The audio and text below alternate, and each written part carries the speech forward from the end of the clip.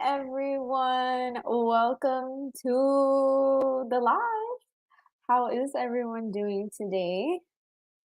I see some comments. I see Joshua Jones, Renville, Deborah. How are you guys? Thank you for watching. Yadi, Martha, hello. How is everybody doing today? I'm excited to be here. Carlos, Sean, thank you for joining my live. Today's topic is a hot topic, or at least that's what everybody keeps asking for. So I was like, let me do a live on it. And I'm going to speak from the heart today. I didn't plan anything. This is just going to be me preaching like I normally do. So if there's questions you guys have, let me know. But today we're going to talk about how I build relationships with brokers. So, should I wait a minute? Should I let some more people join? Welcome, everybody. If you're just joining, thank you. Say hello in the chat so I know you're here. I think I've got like 20 people watching right now. Super excited to have you guys here. It's a Thursday. Tomorrow our team's walking a property tomorrow. I'm excited. Oh, announcement. Tonight we're doing deal or no deal. I think we might start doing that. I kind of like the idea of doing that more often. I have so many people reaching out saying, can you help us with this deal? Can you underwrite this deal? Or how do I know if it's a deal? So I have a checklist. If you go to our Facebook group, or, I post it everywhere, especially on my Instagram. There's things you need to have before we'll look at your deal. But if you have those things, I think it would be beneficial to do this. I don't know. It's kind of exciting. We're going to host a Zoom tonight at 6 p.m. where we're going to do deal or no deal. And I told Joseph, we're going to basically surface level underwrite and kind of show you guys what we're looking for and why we would either proceed with that deal or why we wouldn't. And so that way you guys can get a better understanding as to what we're looking for and things like that. Let's see.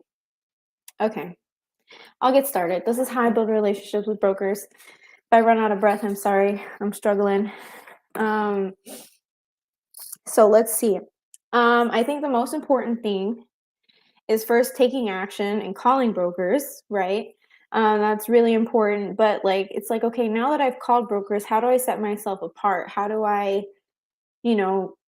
get past that to where I have a relationship with this person where I'm talking to them and I know more about them than just they're a broker, right?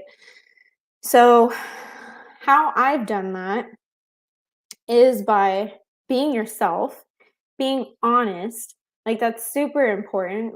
Our core values is transparency and honesty. And I know there's more. My brain's not there, but those are the two that I see a lot of people saying, how I need proof of funds, I need this, I need a bio. And I'm like, if you just be honest with the broker and tell them what you're doing and that, hey, I'm new, but I'm here to take action, I'm here to grow and learn, and I have buyers that I'm sourcing deals from that if I'm able to find them a good deal, I'll get to come on as a partner and learn.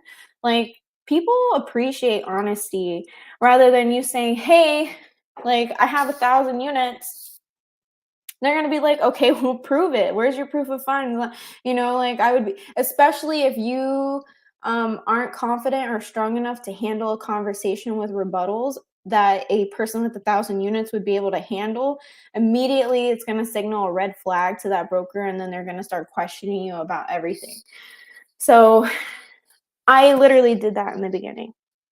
I literally used, I leveraged the people above me, and it backfired. Then I was stuck because they were like, don't leverage our name, because if I go and mess things up, then it makes their name look bad and stuff like that. And they didn't want to share, what's it called? A bio and stuff, because it's like if I shared their website, it's like, well, my picture's not on there. They're like, well, their team's on there, but where's you? How are you included in this? So it was constantly like a barrier that I was creating for myself. And it was frustrating. And so I was like, you know what?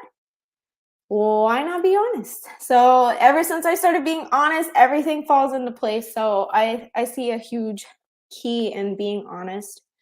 And then the other thing is following up with them, like getting to know them.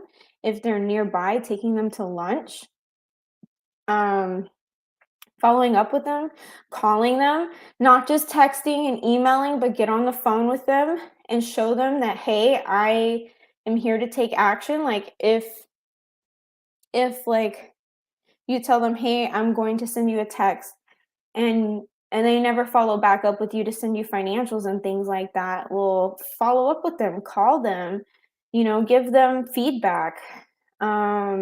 I think that's really important because like I get really forgetful. I can't imagine like what other people are doing, the ones that are actually working and taking action. So it shows that, hey, I'm serious. I didn't forget about you and things like that. So I think it's really important to not only, be honest, but then also follow up, show that you're taking initiative. And that's kind of what happened with me and one of my brokers is I sent an email and he didn't ever like call me or text me back. And I sent an email saying the same stuff. I was like, oh man, like these people don't want to talk to me. And he actually ended up calling me back and he told me, he's like, I wasn't going to call you. He's like, but something about your email made me want to just give you a call. And so then he gave me a call and we set upfront contracts. He was like, we're looking for like 1%. And I was like, well, I have another broker for me working for 0.5%. So um, what do you think about that? And he's like, I'll have to talk to my partner. And ultimately, um, he ended up saying, you know what, if that other broker is doing it, I'll do it for 0.5% to build that relationship. So he was already willing to um, work with me to build a relationship. So I respected that a lot. I was like, you know what, I want to work with him to build a relationship. So sometimes you have to give and take. And like we actually had a call today and it was a really great example because there was this deal we sent an LOI on, and the broker that has been sourcing deals for me, he connected us with this other broker. This other broker, um, he actually got on the phone with Joseph and Oscar, and he had his debt team come on, and they were trying to underwrite the deal together and like find a way to make it work.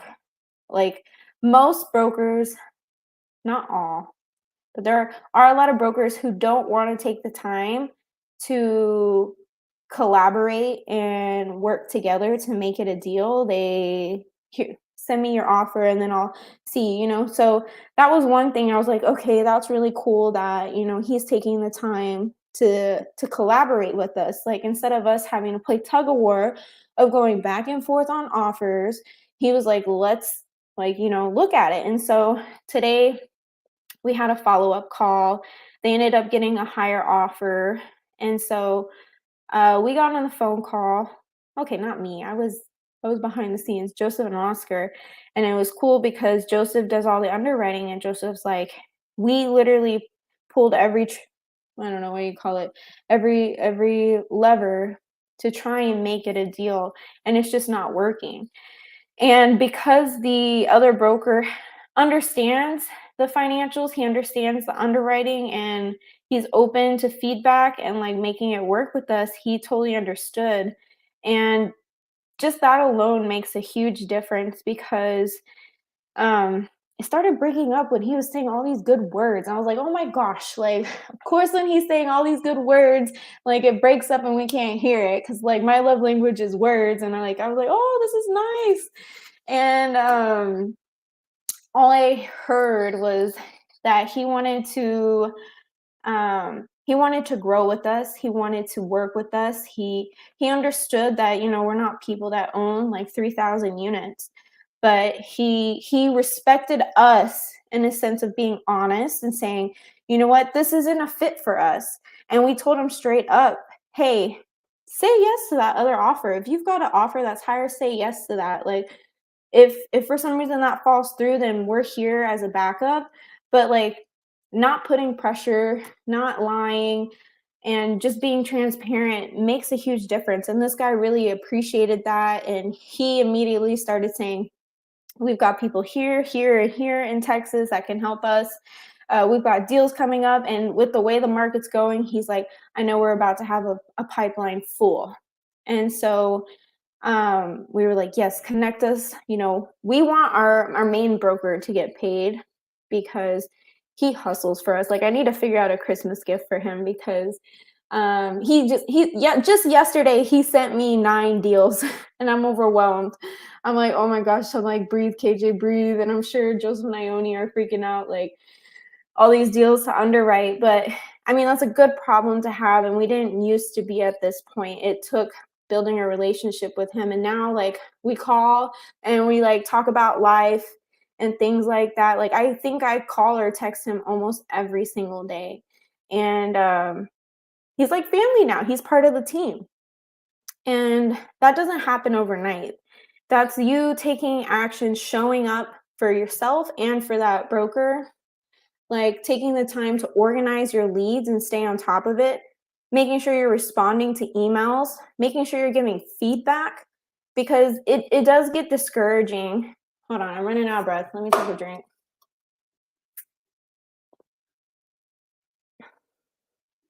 I'm ready for this baby to be here so I can breathe. It gets discouraging. I think there's over 50 deals in our whiteboard, and one of them we're going to go under contract next week, but we're giving it to someone else in sub 2, so it's not going to be the main deal. Like we'll probably keep ownership in it, so we'll add 38 units to our portfolio, but it's not the main deal that we're going to run. So it's like we have all these deals, and it's from a different broker. So the main broker that sends us the most deals, like I want to get him paid because like he's like a grandpa. Like I call him Papa. Like he's an older guy that he told me he tells me he's like, "It was a blessing. I think God put us together."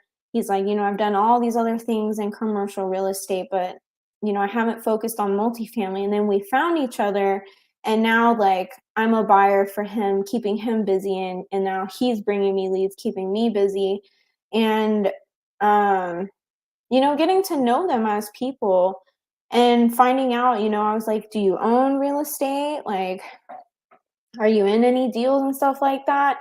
And he's not. And I was like, "You know what? Like, how amazing would it be for the next deal that we close, he can invest in and then, own equity in an apartment building?" And he goes, "The next deal that you guys close, I want to take my fee and reinvest it into the deal."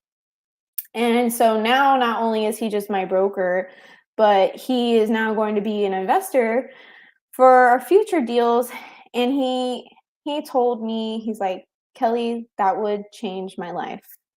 And it's things like that that motivate me and push me and excite me. It did take me a long time to find this guy. It wasn't just a few phone calls and then, hey, here he is. um, Honestly, you're gonna have to go through a lot. There is a lot of boo-boo brokers. There is a lot. And even the other day, like sometimes I'll go on LoopNet and just call deals to see, if a deal, like what's the story behind it? Maybe I shoot my shot on it. And some of the brokers are just like, it's like they don't want to work, they don't want to make money, they want to be rude to me. And I'm just like, you know what? Like I'm a buyer trying to make this work. I'm trying to get you paid, and this is how you want to act. So don't get discouraged when you come across brokers like that. There's a lot of them. but just trust and know that you will find the one that you connect with, that has the same work ethic level as you, and it's exciting. Like, I think I really just have one. Like, I have a handful, but none of them perform like this one. So it's not like you need, 10, 15 brokers. And honestly, this one broker, I have now delegated to him to go call other brokers. So instead of me managing multiple brokers, I'm only managing one. And then he is now managing multiple brokers for me. And I don't mind because I want him to get paid, because I could just go to the listing broker myself and then possibly not have to pay a broker's fee. But for me and for our team, like, he gives so much, and we want him to be part of the deal, and we want him to get paid for everything he's doing, that we're like, no, like, let's do that. And so when I sent him more brokers to call on different deals that we were interested in, instead of me calling them, I sent them to him, and he was like, thank you for the opportunity. Like, that is a huge thing, like, especially with mindset. Like, a broker could have been like, why are you having me do this for you, you know? But he saw it as an opportunity to make more money and to help us, and that says a lot about a person. And so when you're working with these brokers, have these conversations, let them know what your goals are. Um, let them know what the plan is. Find out how educated they are in the market, because, like, our broker, we're constantly teaching him stuff. I think Joseph or Ione is going to hop on with him either today or tomorrow, and going to help him learn napkin underwriting. That way, um, he can start sifting through these deals just like I am. So it's like another filter before it gets to me, and also giving him confidence, because, like, as a broker, the more you know, the better, the more confident you are. And it's always good just to know this stuff. And so, just, I think the most important thing is just being honest and genuine and having these conversations. And I think when people feel that energy from you, and they can sense that, like, hey, I'm here to learn, I'm here to help, I'm here, like, I want to work with you as a team, like, this isn't you working for me, this is us working together. It makes a big difference. Like, these people are working for free just like you are until you get a deal closed. So, um if they see, hey, this person's putting in all they have, then they're going to want to give you all they have too. But if you're not responding and you're not giving them feedback as to why a deal works or doesn't work, like me, if I was a broker, I would get frustrated. I wouldn't want to work for you. I would feel like all my work is just pointless. Like, are you even looking at the deals? Are you even a serious buyer? So these are just things that you should do, because um, when these deals come back and they don't work, I immediately give him feedback, and I tell him, this is why it's not working. This is what's wrong with it, or this is what we need, or this is what we're missing. And I've been teaching him, like, these are the questions I need to have answered before you even send it to me, because either way, I'm going to have to ask for it, and then we're going to take longer. So now when he's reaching out to other brokers, he already knows, have these questions answered. And it's amazing, because it helps our process, to where when it gets to our underwriters, it's just like deal or no deal, right? Like, we have everything we need. Are we going to execute on it or not? And it just, like, speeds up the process, to where, like, now we can make moves a lot faster than having to wait on everything. Sorry, y'all. Normally it's nice when the team's on here, because then I could take a break from talking. But it's just me. So I'm going to read some comments to take a quick little break. um, yes, deal or no deals tonight. I appreciate everyone on here right now. If you're getting value from this, thank you. Oh, thank you, Carolyn.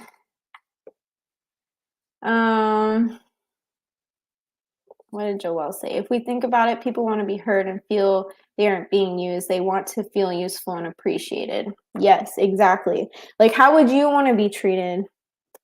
How would you want someone to show up for you if it was the other way around? So when you put that in perspective, then I think that's like the most important thing. So I don't know if you guys are expecting me to have some blueprint as to how I find these rock star brokers, but really it's just being yourself, being honest, being transparent, but also like don't tell these brokers one thing and then not perform, you know?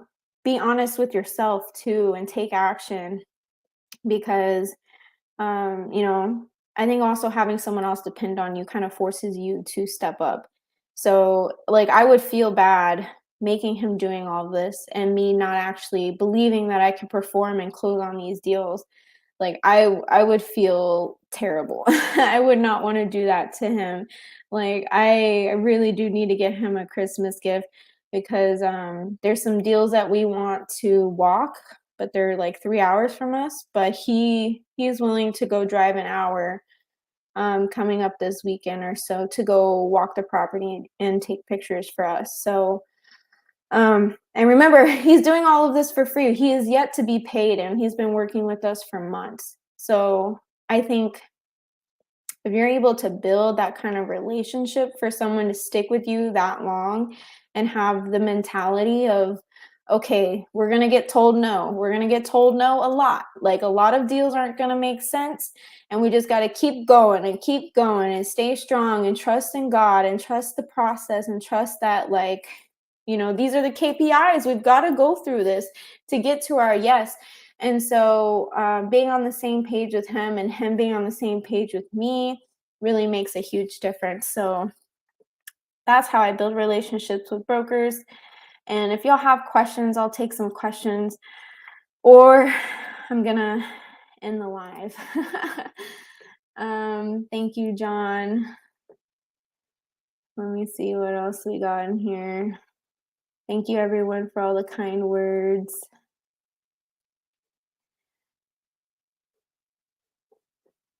Well, did you guys have any questions or is there anything that you're stumped in or need help with when talking to brokers or building relationships?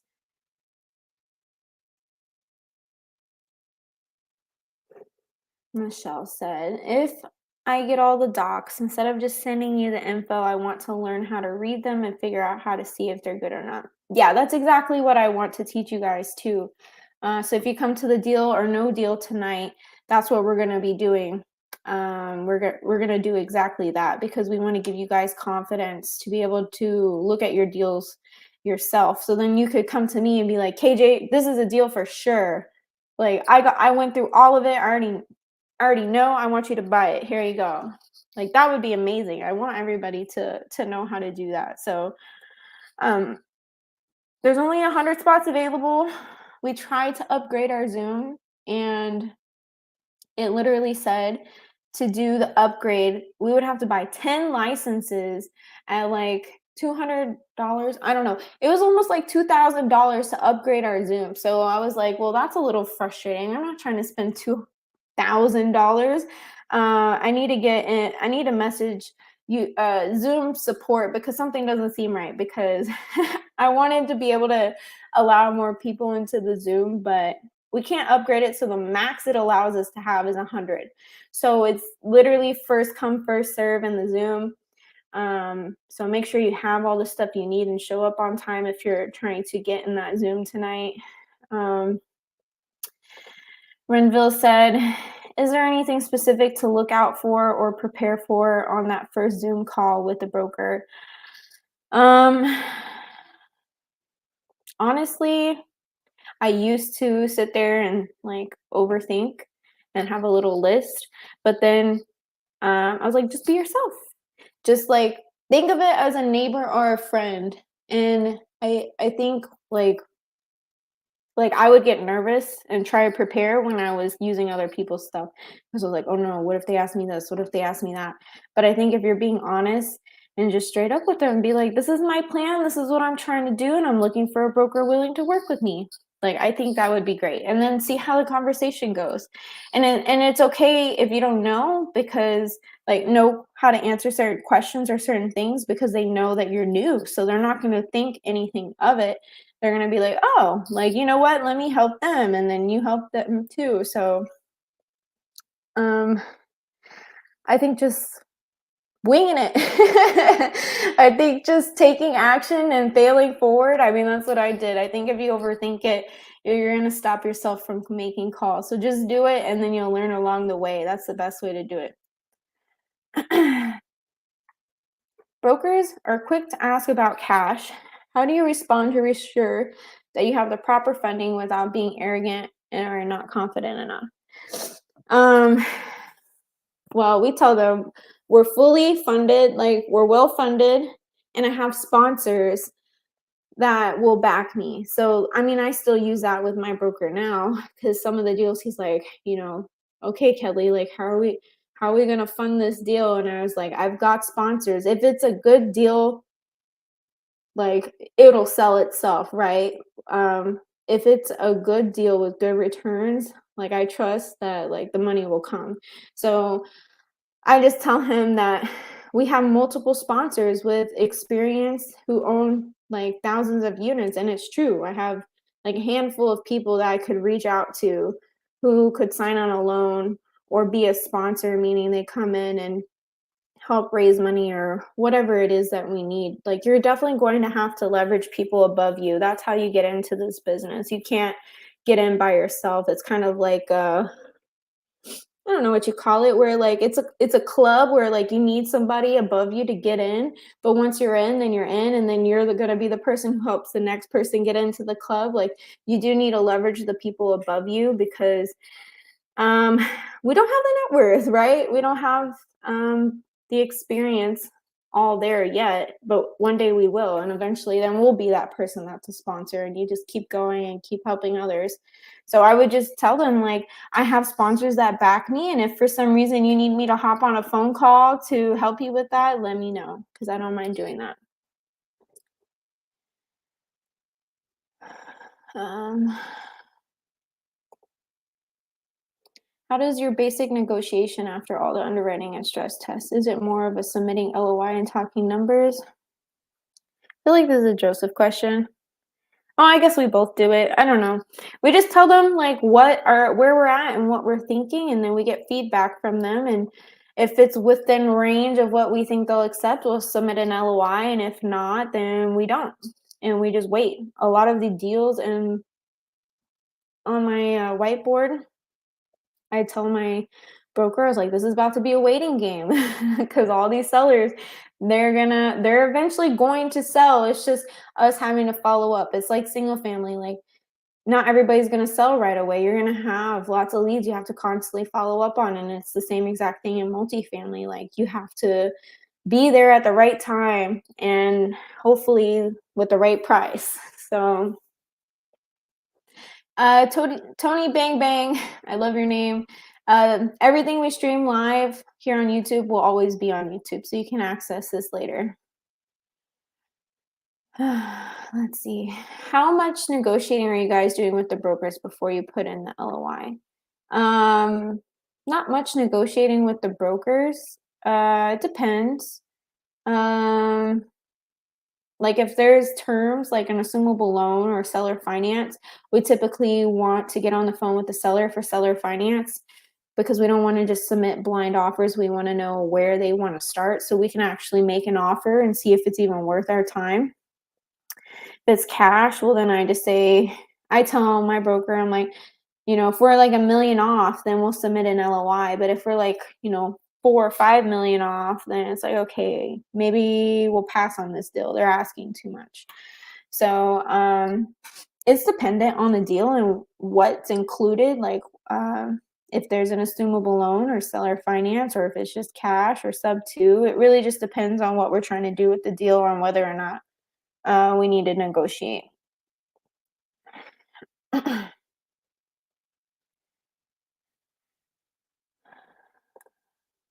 If financials aren't quite ready yet, will appraisal info help in any way while financials are ready? That's a good question, and being honest, I don't know the answer to that. That is like a Joseph question, so I'll ask him. Where do you find the Zoom link for Deal or No Deal tonight? Go to my Instagram page.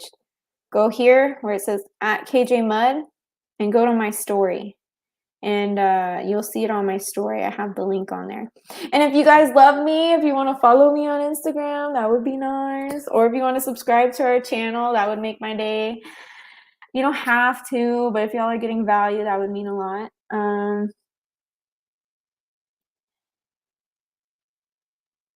Michelle said, I have financials for 6 duplexes in Tyler, but not sure how to read. Maybe I can get with you. Have everything on the checklist that I mentioned. It's on listed on my Facebook page, the multifamily $1 million upside group, or on my Instagram story. It has the list of things you need to have for us to look at your deal. If you have all of those things, bring it to the Zoom tonight and we can look at it. I have 2 buildings and closing the 3rd one next Wednesday. They are small multifamily. I'm wondering if I should sell them after force appreciating them to invest into larger multifamily. That is totally up to you on if you want to do that or not. If you're cash flowing, making good money, it's really just a decision on what you want to do with your money. Do you have a formula you use when you quickly assess if it's a deal or no deal? Yes, come to the Zoom tonight. Or if you go to our Facebook page, hold on, let me find it. Right here, Multifamily, the $1 Million Upside Facebook group. In the featured tab, there's Zoom recordings teaching all of this. Then there's a PDF I created with, what's it called? Formulas and practice problems and words with definitions. I cannot think of what I'm trying to say, but yes, I have all kinds of materials that I've made for that, and you can check it out in our Facebook group. Okay. Heard we have a lot of opportunities if they don't have financial sometimes, but current rent. Heard we can assume expenses and do more creative. Yes, that is true. It's just whether or not the seller is willing to work with you. But you can leverage the fact that they don't have financials, because if they don't have financials, then someone can't go get a loan on the property, or especially if it's all messed up, it's harder to get a loan because they're going to give you a loan based on how the property is performing. And if it looks like, it's underwater, who wants to lend on a property like that? So just some insight. I don't know how, oh, there we go. Michelle said, all these people watching and no one is liking. Like Paige said, always like and comment for the algorithm. Thank you, Michelle. Helping a girl out. Like and comment, please. And subscribe. I appreciate you. Well, awesome. I am going to end it here, you guys. We like to keep these short and sweet. I hope you guys got value from this. Whatever else you want me to make videos on to help you guys with, post in the Facebook chat, post on Instagram. If you're getting value from this, post everywhere. Let people know what we're doing. We're here to help you guys. We want to give value back to everyone. So that would mean a lot. And I hope you guys have a great day. And I'm sure a lot of you will be on the Elephant Challenge tomorrow. So if I'm not seeing you tomorrow, hopefully I'll see you tonight at the Deal or No Deal. But other than that, I hope you guys have a great, Thursday? And thank you guys. Bye.